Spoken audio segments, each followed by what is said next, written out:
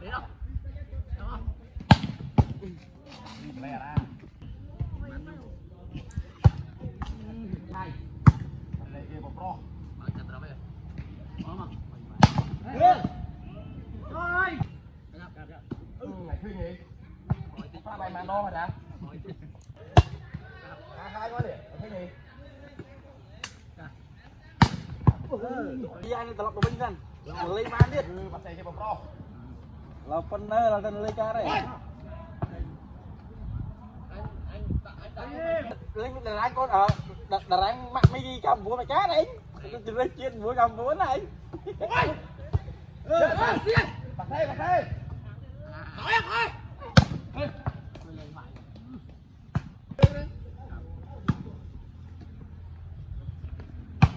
Ôn, tích. tỉa bắt lên Ừ.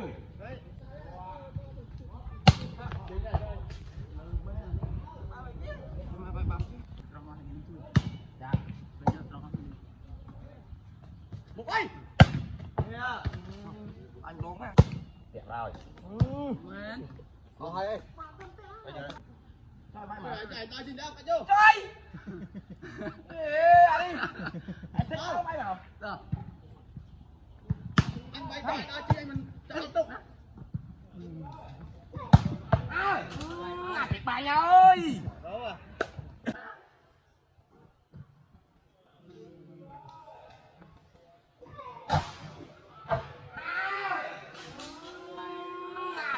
Bài nha ơi.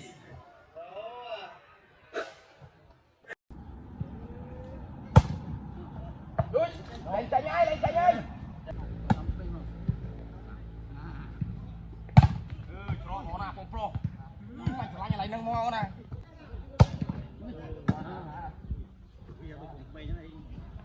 Ê.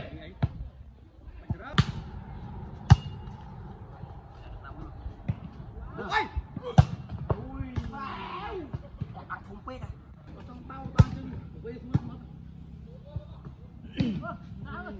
Nhớ. Hai. Lên chân không chút nữa. Nên quay thằng buôn à. Lan. Ê, play. Dơ. À. Ôi. Tăng lon phải thế. Tiền mình lá. Đó. Đây.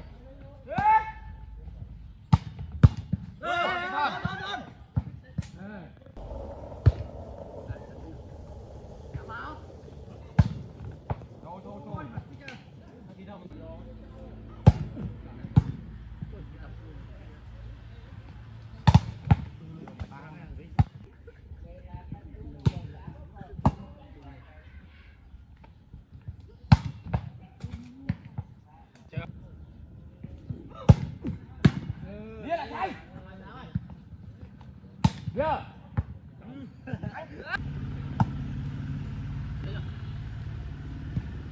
Bốc. Đây. Bây giờ chạy thôi. Ôi. Bông. Nào bông. Lên. Ôi.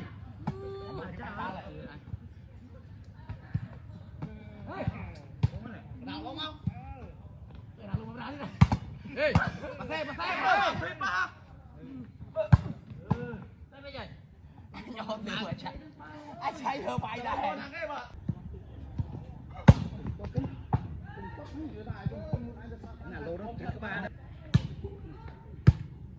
Tích chơi.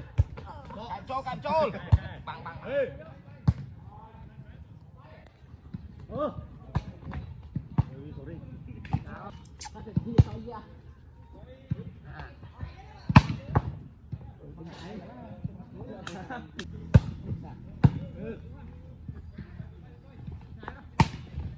Bên.